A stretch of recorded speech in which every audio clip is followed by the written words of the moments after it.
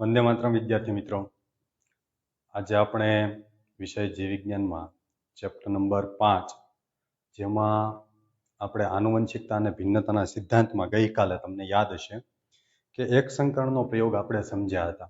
Mendel દ્વારા જે આપેલ એક સંકરણનો પ્રયોગ છે તેની આપણે સમજૂતી પ્રાપ્ત કરી.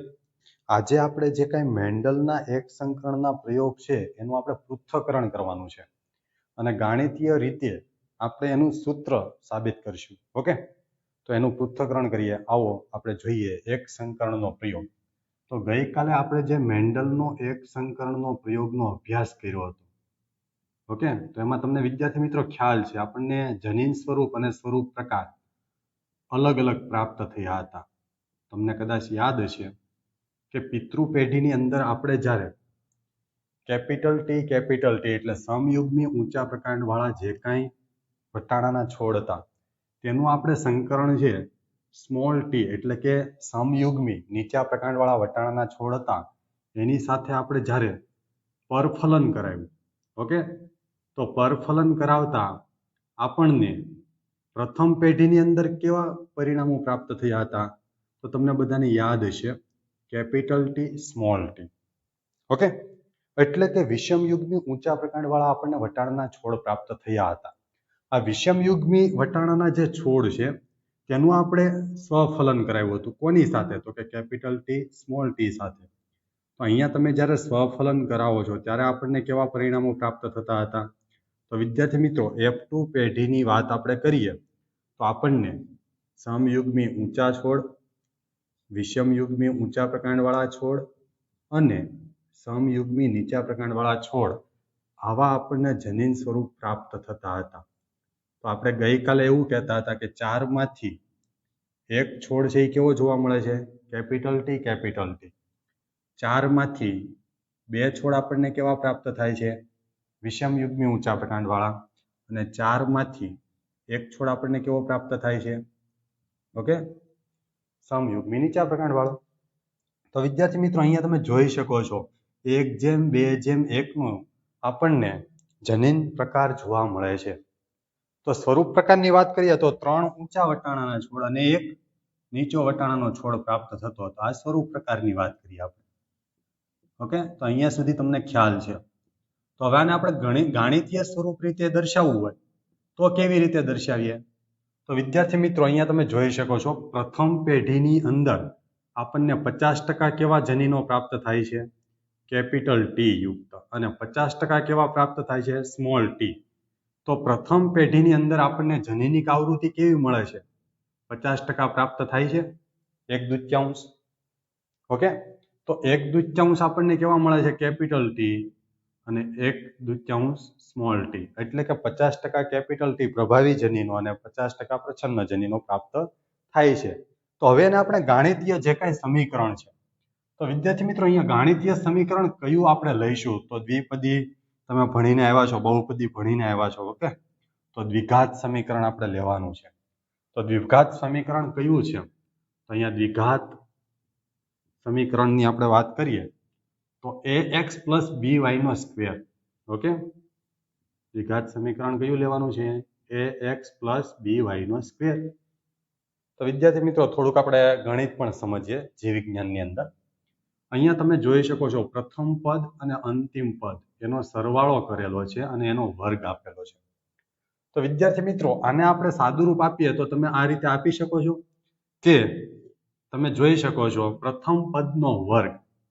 ઓકે, તો પ્રથમ પદનો વર્ગ એટલે આપણે a², x².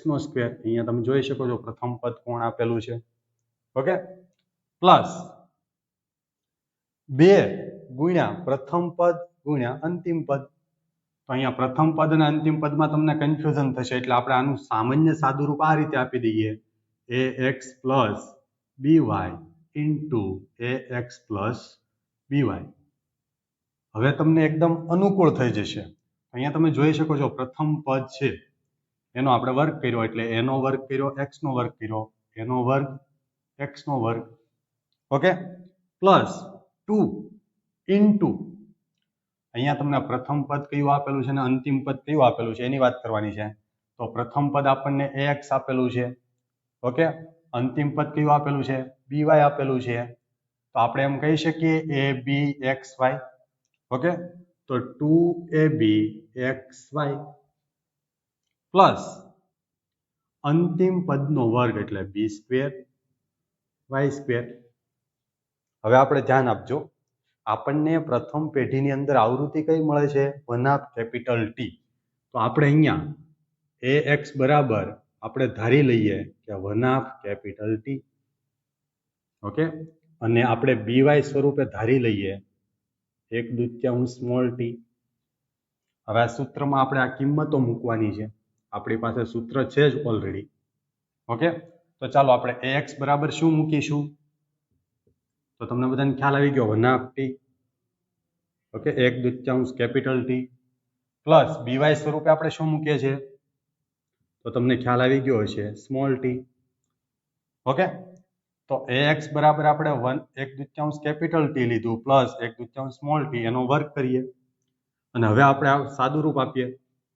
ચાલો, તો હવે સાદુરૂપ આપીએ તો તમને બધાને ખ્યાલ છે આનું સાદુરૂપ સૌપ્રથમ આ રીતે આપી શકાય. તો ax ની જગ્યાએ આપણે શું મૂકીશું? 1/T પ્લસ by ની જગ્યાએ આપણે શું મૂકવાનું છે? Small t. ચાલો ફરી પાછું સાદુરૂપ આપીએ, ax ની જગ્યાએ શું મૂકવાનું છે? 1/T plus 1/t. તો આપણને આ સમીકરણ પ્રાપ્ત થયું. મુખ્ય સમીકરણ આ હતું, એમાં આપણે કિંમતો આ મૂકી F1 પેઢીની 50% T 50% સ્મોલ t.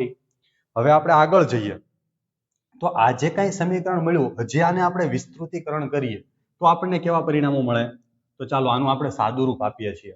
તો તમને બધાને ખ્યાલ છે 1/2 T ઇન્ટુ 1/2 T કરો તો 1/4 શું થઈ જાય? T થઈ જાય. Okay, plus 2 multiply by 1/T into 1/t. ચાલો આવી રીતે આનું સાદુરૂપ આપી શકાય. પ્લસ અંતિમ પદ છે એનો વર્ગ કરીએ તો 1/4 સ્મોલ t. અહીંયા 1/4 T આવશે. ઓકે, અહીંયા 1/4 સ્મોલ t આવશે કેમ કે આપણે એનો સ્ક્વેર કર્યો છે.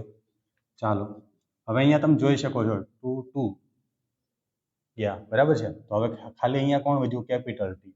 અહીંયા તો 1/t છે, એને આપણે મલ્ટીપ્લાય કરીએ તો આ રીતનું આપણને સમીકરણ પ્રાપ્ત થાય 1/4 T plus 1/2 okay T small t plus 1/4 small t.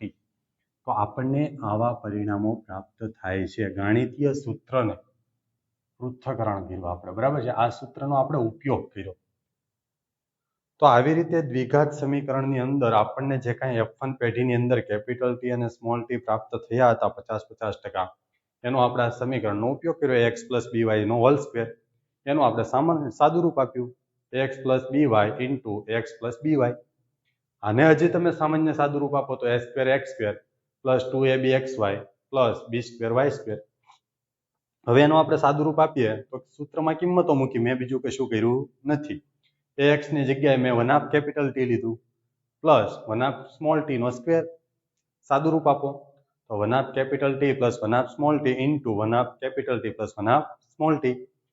ફરી પાછું આપણે સાદુરૂપ આપ્યું તો આપણને મળ્યા શક્યતાઓ 1/4 T એટલે કે સમયુગ્મી ઊંચા પ્રકાંડવાળા 4 છોડમાંથી એક છોડ આપણને પ્રાપ્ત થયો. એમાં 2 છોડ કેવા મળ્યા? વિષમયુગ્મી ઊંચા પ્રકાંડવાળા અને એક છોડ આપણને સમયુગ્મી નીચા પ્રકાંડવાળો. તો ગાણિતીય સૂત્ર દ્વારા પણ આપણે એનાલિસિસ કરી શકીએ છીએ, પૃથ્થકરણ કરી શકીએ છીએ. કોનું? મેન્ડલે આપેલા વટાણાના એક સંકળના પ્રયોગનું. તો આ ગાણિતીય સમજૂતી આપણે પ્રાપ્ત કરી. ઓકે, ઘણી વખત 2 માર્કમાં પૂછાય છે ગાણિતીય સૂત્ર સાથે સમજૂતી આપો. મેન્ડલ દ્વારા એક સંકળના પ્રયોગની ગાણિતીય પૃથ્થકરણ કરી દર્શાવો. આ રીતે તમે સમજૂતી આપી શકો. ઓકે, હવે વિદ્યાર્થી મિત્રો આપણે અગત્યનો કન્સેપ્ટ સમજવા જઈ રહ્યા છીએ, કસોટી સંકરણ, ટેસ્ટ ક્રોસ. ઓકે, કસોટી સંકરણ શા માટે? કસોટી સંકરણ એટલે શું? તો વિદ્યાર્થી મિત્રો અહીંયા તમે જોઈ શકો છો પ્રભાવી સ્વરૂપ પ્રકાર ધરાવતા. પ્રભાવી સ્વરૂપ પ્રકાર ધરાવતા એટલે તમે પિતૃ પેઢીની વાત આપણે કરીએ તો પ્રભાવી સ્વરૂપ પ્રકાર તરીકે આપણને ઊંચા વટાણાના છોડ છે એનું આપણે સંકરણ કોની સાથે કરાવીએ છીએ? નીચા વટાણાના છોડ સાથે. તો ઊંચા અને નીચા એ શું કહેવાય? સ્વરૂપ પ્રકાર કહેવાય. તેમાં પ્રભાવી કોણ છે? ઊંચા પ્રકારવાળો વટાણાનો છોડ. પ્રભાવી સ્વરૂપ પ્રકાર ધરાવતા સજીવનો જીવન પ્રકાર સમયુગ્મી છે કે વિષમયુગ્મી? હવે F1 પેઢીની અંદર તમને ખ્યાલ છે આપણને કેવા પરિણામો પ્રાપ્ત થાય છે? Capital T small t. તો ખરેખર આપણને જે પ્રથમ પેઢીની અંદર શક્યતાઓ મળે છે એ પોતે સમયુગ્મી છે કે વિષમયુગ્મી આપણે ચેક કરવું છે. તો એના માટે નક્કી કરવું તેનું પ્રચ્છન્ન સ્વરૂપ પ્રકાર ધરાવતા સજીવ સાથે સંકરણ યોજવામાં આવે છે. તો આપણે જે કાંઈ F1 પેઢીની અંદર આપણને પરિણામો પ્રાપ્ત થાય છે એનું આપણે સંકરણ કોની સાથે કરાવવાનું છે? પ્રચ્છન્ન જનીનો સાથે. ઓકે, તો એનાથી આપણને શું ખ્યાલ આવશે? કસોટી સંકરણ. એટલે કે કેવા પરિણામો પ્રાપ્ત થાય છે આપણને ખ્યાલ આવે. તો આપણે એક ઉદાહરણ સાથે સમજીએ તો તમને વધારે ખ્યાલ આવશે આ વ્યાખ્યા શું કહેવા માંગે છે. તો હવે અહીંયા ધ્યાન આપજો. મેન્ડલે જાંબલી રંગના પુષ્પ લીધા. જાંબલી રંગના પુષ્પ માટે સંકેતન છે, જનીન સંકેત છે કેપિટલ W. તો કેપિટલ W છે. ઓકે, બે શક્યતાઓ હોય, સમયુગ્મી પણ હોઈ શકે, વિષમયુગ્મી પણ હોઈ શકે. તો જાંબલી રંગના પુષ્પને આપણે શેના વડે દર્શાવીએ છીએ? ઓકે, વટાણાનું જે પુષ્પ છે એને કેપિટલ W વડે આપણે અભિવ્યક્ત કરીએ છીએ એના જનીનને.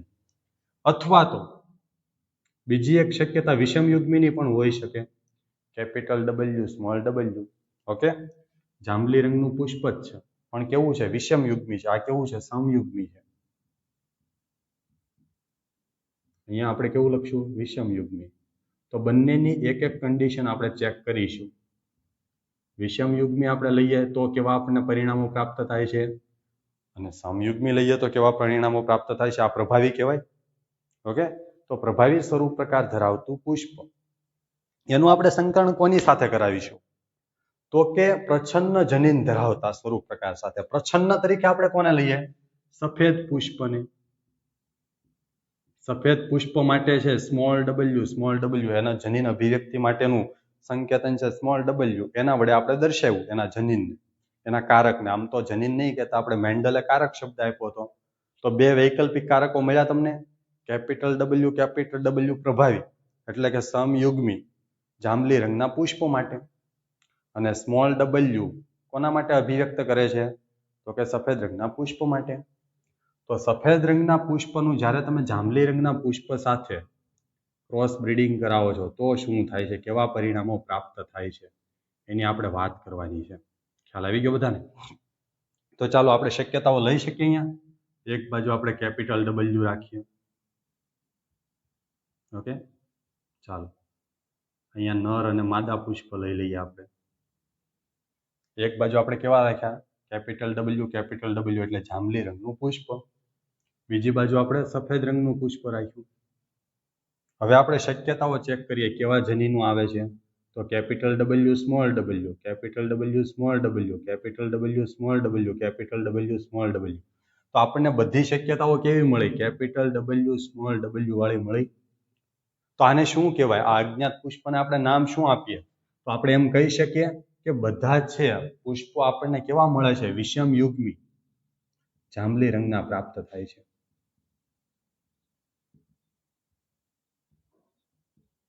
ચાલો, એક શક્યતા આપણને ખબર પડી ગઈ કે જો પ્રભાવી જનીન તરીકે જાંબલી રંગના પુષ્પ હોય સમયુગ્મી, એનું આપણે સમયુગ્મી સફેદ રંગના પુષ્પ સાથે સંકરણ કરાવીએ એટલે કે પરફલન કરાવીએ તો આપણને કેવી શક્યતાઓ પ્રાપ્ત થાય છે?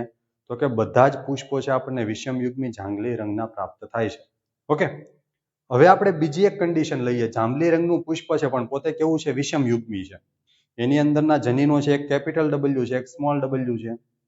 ચાલો એની શક્યતાઓ ચેક કરીએ. એનું આપણે સંકરણ કોની સાથે કરાવશું? સફેદ પુષ્પ સાથે.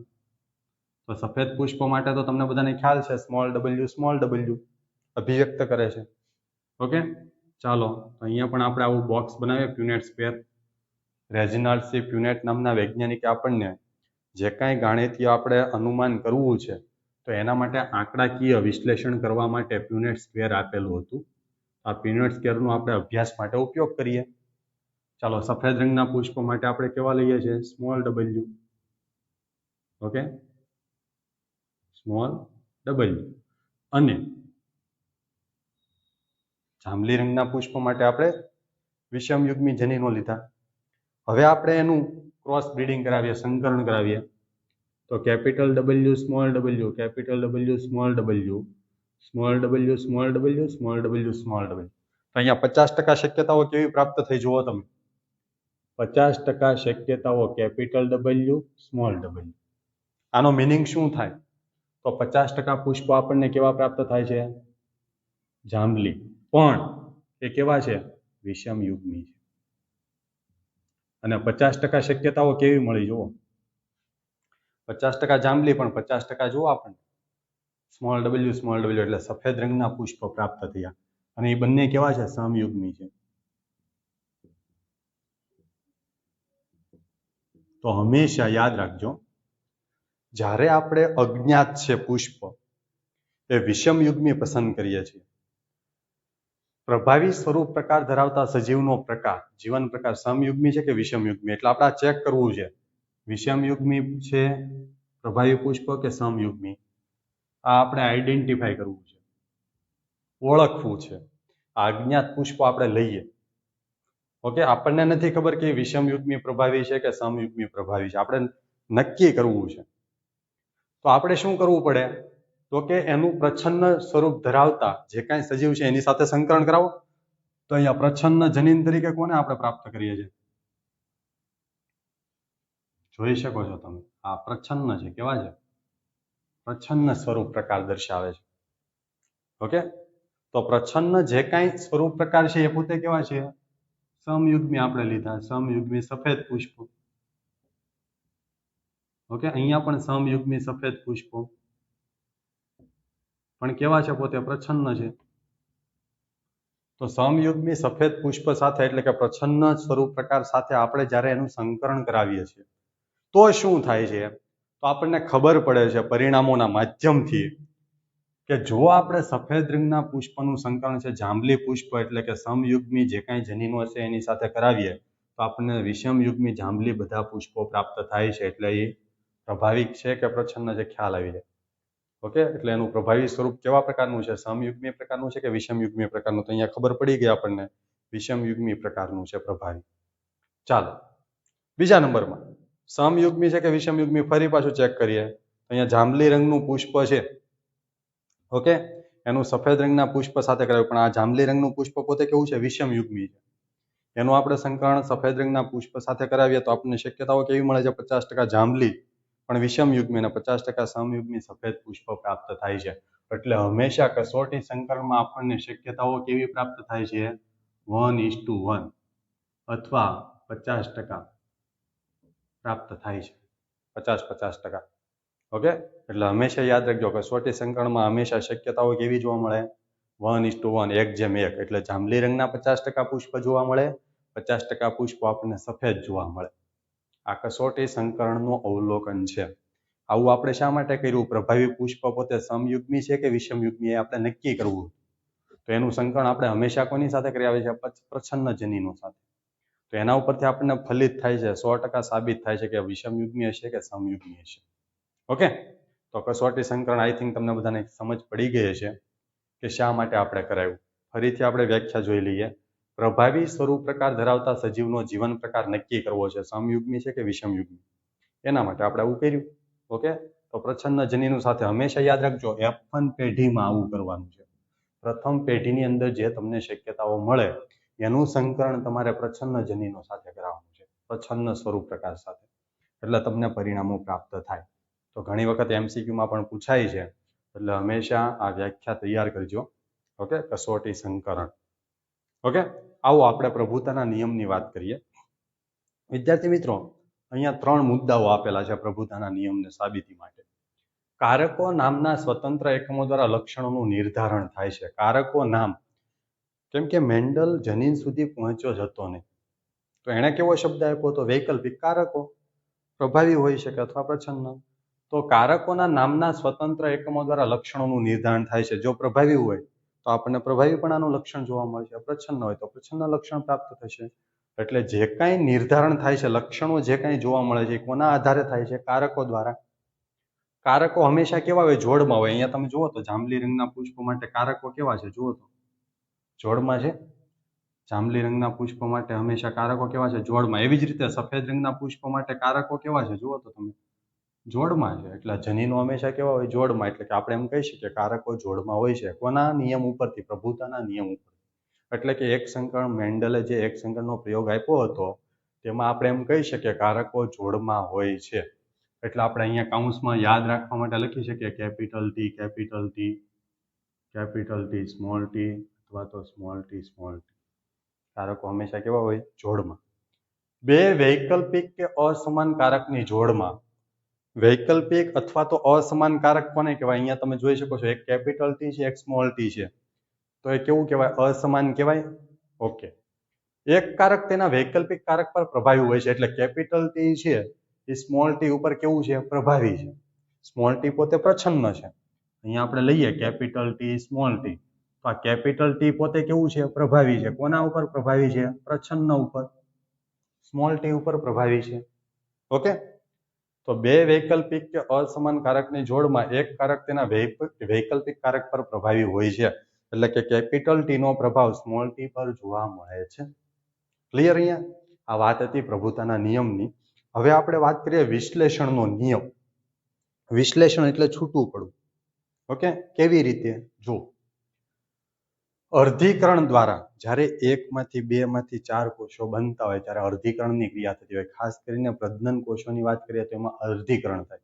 જેમ દૈહિક કોષોમાં સમભાજન જોવા મળે તેમ પ્રજનન કોષોમાં અર્ધીકરણ થતું જોવા મળે. તો અર્ધીકરણ દ્વારા સજીવમાં જન્યુઓનું નિર્માણ થાય છે. તો જન્યુઓ ક્યાંથી અસ્તિત્વમાં આવ્યા? તો કે અર્ધીકરણની ક્રિયા દ્વારા. ઓકે. ત્યારે પિતૃ જોડના એલીલ એકબીજાથી અલગ થાય અથવા વિશ્લેષણ પામે તો પિતૃઓની અંદર જે કાંઈ એલીલ છે, જે કાંઈ કારકો છે એ છૂટા પડે. એલીલ ઇંગ્લિશ શબ્દ છે. એલીલને ગુજરાતીમાં કારક કહેવામાં આવે છે. ફરીથી યાદ રાખજો, એલેલ શબ્દ કોના માટે વપરાય છે? તો એલીલ શબ્દ છે કારકો માટે વપરાય છે. કારકો એટલે આપણે તો અત્યારે આધુનિક યુગમાં જનીન કહીએ છીએ, ડીએનએ નો નાનો ખંડ. પણ મેન્ડલ એને કારક કહેતા હતા. કારકને ઇંગ્લિશમાં એલીલ કહેવાય. ઓકે. તો જે કાંઈ પિતૃ જોડના એલીલ છે એકબીજાથી અલગ થાય છે અથવા તો વિશ્લેષણ પામે છે. તો જોઈએ આપણે આ નિયમ માટે નીચેના તથ્યો પર આધારિત છે. તો આપણે વિશ્લેષણનો નિયમ વ્યવસ્થિત સમજીએ તો વધારે ખ્યાલ આવશે તમને. પહેલી વાત, પિતૃમાં દરેક લક્ષણ માટેના એલીલ જોડમાં આવેલા હોય છે. પિતૃ પેઢીની વાત કરો તો અહીંયા તમે મેન્ડલનો એક સંકરના પ્રયોગની અંદર તમે વાત કરીએ તો પિતૃ પેઢીમાં આપણે શું લીધું હતું? તો સમયુગ્મી ઊંચા પ્રકાંડવાળા છોડનું સમયુગ્મી નીચા પ્રકાંડવાળા એટલે કે શુદ્ધ વટાણાના છોડ લીધા હતા. પિતૃ પેઢીની અંદર તમે શુદ્ધ વટાણાના છોડ જોજો તો જુઓ તો જનીનો આવી રીતે કારકો દર્શાવો છો તમે. શુદ્ધ વટાણાના ઊંચા છોડનું સંકરણ તમે શુદ્ધ વટાણાના જે નીચા છોડ છે એની સાથે કરાવો છો. તો અહીંયા પહેલી કન્ડિશન જોઈએ, પિતૃમાં દરેક લક્ષણ માટેના એલીલ કેવા હોય છે? જોડમાં. તો આ એલીલ એટલે કે કારકો હંમેશા કેવા હોય? જોડમાં. પિતૃ પેઢીના. ચાલો, એલીલ એકબીજા સાથે મિશ્રિત થયા વગર સાથે રહે છે. એકબીજામાં ભળી જતા નથી અને કેવા રહે છે? સાથે રહેતા જોવા મળે છે. ખ્યાલ આવી ગયો? એકબીજામાં ભળતા નથી પણ સાથે રહેતા હોય છે. ઓકે. ચાલો, F1 પેઢીમાં અભિવ્યક્ત ન થતું લક્ષણ F2 પેઢીમાં પુનઃ અભિવ્યક્ત થઈ શકે છે. પહેલી પેઢીમાં લક્ષણ છે ખાલી ઊંચા પ્રકારનું જ જોવા મળ્યું. જો નીચા પ્રકારનું લક્ષણ આવ્યું નથી. અહીંયા જુઓ તો F1 પેઢીમાં માત્ર ઊંચા પ્રકારનું જ લક્ષણ જોવા મળ્યું. નીચા પ્રકારનું આવ્યું F1 પેઢીમાં નથી આવ્યું. પણ F2 પેઢીમાં જોવા મળી શકે. જુઓ તો શક્યતાઓ ઉપરથી જ તમને ખ્યાલ આવે. અહીંયા જુઓ પિતૃ પેઢીનું લક્ષણ જોવા મળ્યું તમને F2 પેઢીમાં. F1 માં તો ક્યાંય જોવા મળતું જ નથી. ઓકે. તો F1 પેઢીમાં અભિવ્યક્ત ન થતું લક્ષણ, F1 પેઢીમાં આ લક્ષણ અહીંયા અભિવ્યક્ત થતું નથી. ચાલો, F2 પેઢીમાં પુનઃ અભિવ્યક્ત થઈ શકે છે પણ બીજી પેઢીમાં અભિવ્યક્ત થાય છે. સમયુગ્મી પિતૃ દ્વારા ઉત્પન્ન થતા બધા જ જન્યુઓ સમાન હોય છે. સમયુગ્મી પિતૃઓ દ્વારા ઉત્પન્ન થતા બધા જન્યુઓ કેવા હોય છે? સમાન હોય છે. જ્યારે વિષમયુગ્મી પિતૃ દ્વારા બે પ્રકારના જન્યુઓ ઉત્પન્ન થાય છે. પ્રત્યેકમાં એક એક એલીલ સરખા પ્રમાણમાં હોય છે. વિષમ યુગ્મીની આપણે વાત કરીએ, અહીંયા ધ્યાન આપજો બધા, ખ્યાલ આવી જશે તમને. આ વિષમ યુગ્મી છે. ઓકે, તો એની અંદર આપણને F2 પેઢીમાં કેવા પ્રાપ્ત થાય છે તમે જોઈ શકો છો. Capital T, capital T, capital T, small T અને સ્મોલ ટી. એટલે કે પિતૃ પેઢીમાં હતા એ તો આપણને પ્રાપ્ત થાય છે, સાથે સાથે આ પ્રકારના પણ પ્રાપ્ત થાય છે. ઓકે, એમ કહેવા માંગે છે. તો સમયુગ્મી પિતૃ દ્વારા ઉત્પન્ન થતા બધા જન્યુઓ સમાન હોય છે. જન્યુઓ કેવા હોય છે? સમાન. પણ વિષમયુગ્મી પિતૃ દ્વારા, વિષમયુગ્મી આપણે કોઈ પણ પિતૃ લઈએ, વિષમયુગ્મી પિતૃ લઈએ અને એનું સંકરણ કરાવીએ તો આપણને આવી શક્યતાઓ પ્રાપ્ત થતી જોવા મળે છે. તો પ્રત્યેકમાં એક એક એલીલ સરખા પ્રમાણમાં જોવા મળતું હોય છે. તો આ વાત હતી વિદ્યાર્થી મિત્રો વિશ્લેષણના નિયમની. હવે આપણે અપૂર્ણ પ્રભુતાનો નિયમ સમજીએ. ખાસ યાદ રાખજો, પ્રભુતાનો નિયમ એટલે મેન્ડલનો એક સંકરણનો પ્રયોગ. હવે હું અપૂર્ણ પ્રભુતા સમજાવું છું. ઓકે, અપૂર્ણ પ્રભુતા શા માટે? તો હમણાં હું તમને સમજાવીશ એટલે ઓટોમેટિકલી તમને ખ્યાલ આવશે કે આની અંદર કેવી રીતે જનીનો છે એકબીજા સાથે ભળી જતા હોય છે. ઓકે, તો એના માટે તમારે સ્નેપડ્રેગન નામનું પુષ્પ લેવું પડે અપૂર્ણ પ્રભુતાને જો તમારે સમજવું હોય તો. અપૂર્ણ પ્રભુતાનો નિયમ મેન્ડલ દ્વારા આપેલો છે. તો અપૂર્ણ પ્રભુતામાં કયું પુષ્પ લેવાનું છે? સ્નેપડ્રેગન. ઓકે, અથવા ગુજરાતીમાં એને આપણે કહીએ શ્વાન પુષ્પ. યાદ રાખજો બધા, શ્વાન પુષ્પ અથવા તો સ્નેપડ્રેગન નામનું પુષ્પ લેવાનું છે. હવે પિતૃ પેઢીમાં આપણે પુષ્પ કેવા લઈશું? તો શુદ્ધ સંવર્ધિત લાલ રંગના પુષ્પ. ઓકે, શુદ્ધ લાલ રંગના પુષ્પ. ચાલો, એનું સંકરણ આપણે કોની સાથે કરાવશું? શુદ્ધ સફેદ રંગના પુષ્પ સાથે. Very good. હવે ધ્યાન આપજો, શુદ્ધ લાલ રંગના પુષ્પ માટે આપણે કારકો કેવી રીતે અભિવ્યક્ત થાય? Capital R, capital R. અહીંયા સુધી ક્લિયર? શુદ્ધ સફેદ રંગના પુષ્પ માટે ડબલ્યુ. ઓકે, વ્હાઈટ, વ્હાઈટ ઉપરથી ડબલ્યુ શબ્દ આવ્યો. શુદ્ધ લાલ રંગના પુષ્પ માટે કેપિટલ આર આર. કારકો હંમેશા જોડમાં હોય છે એટલે મેં જોડમાં લખ્યું. હવે એનું તમે પરફલન કરાવો તો પિતૃ પેઢીમાં આપણને કેવા મળશે? પિતૃ પેઢીમાંથી F1 પેઢીમાં કેવા મળશે? તો હવે ધ્યાન આપજો, અહીંયાથી કેપિટલ આર આવે છે, અહીંયાથી ડબલ્યુ આવે છે. ખબર કેમ પડે કે કેપિટલ આર આવ્યો, ડબલ્યુ આવ્યો? તો આપણે પ્યુનેટ સ્ક્વેર દોરીએ. ચાલો, એક બાજુ નર દર્શાવી, એક બાજુ માદા. અહીંયા તમે કેપિટલ આર આર લો, capital W, capital W, R W, R W, R W, R W. આવી 4 શક્યતાઓ પ્રાપ્ત થાય. તો અહીંયા બધા આપણને કેવા મળે છે? R W. આર ડબલ્યુ એટલે શું? તો કે ગુલાબી રંગના પુષ્પ. હવે ધ્યાન આપજો બધા ખાસ, ખરેખર કાં તો લાલ રંગના પુષ્પ બનવા જોઈએ અથવા તો સફેદ રંગના પુષ્પ બનવા જોઈએ. તો પિતૃ પેઢીના લક્ષણો આવ્યા નહીં, તદ્દન નવા લક્ષણો અહીંયા ઉત્પન્ન થયા.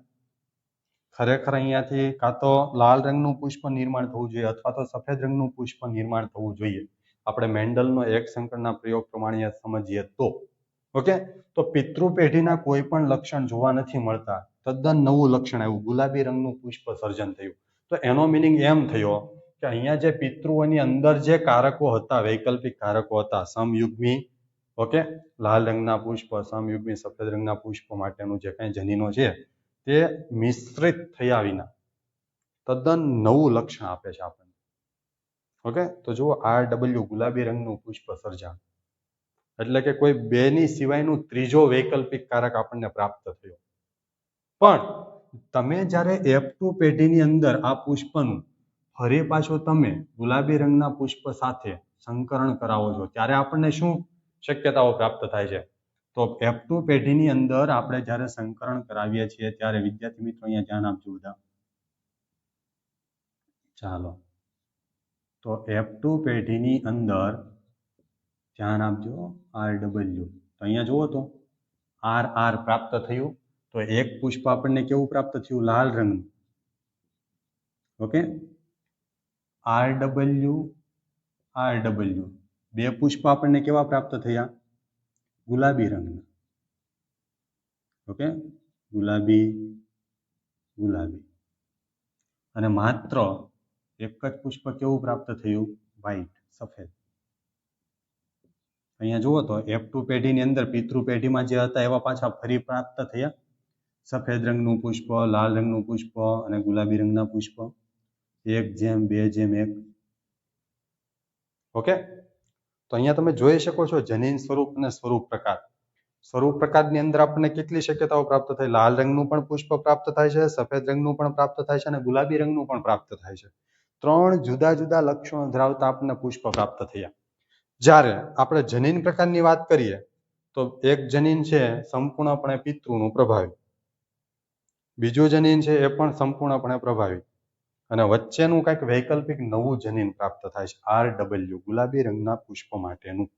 તો વિદ્યાર્થી મિત્રો, આ અપૂર્ણ પ્રભુતાનો નિયમ છે. ઓકે, પિતૃ સિવાયના લક્ષણો F1 પેઢીમાં નવા આવે છે, કંઈક નવું વૈકલ્પિક કારક છે અભિવ્યક્ત થતું જોવા મળે છે.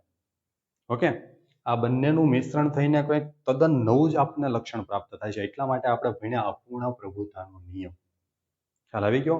એક સંકળના પ્રયોગમાં તમને ખ્યાલ છે પિતૃ પેઢીમાંથી F1 પેઢીમાં બધા વિષમયુગ્મી ઊંચા પ્રકારવાળા છોડ પ્રાપ્ત થતા હતા, એટલે કે પિતૃનું લક્ષણ આવતું હતું. અહીંયા તમે જોઈ શકો છો પિતૃનું લક્ષણ નથી.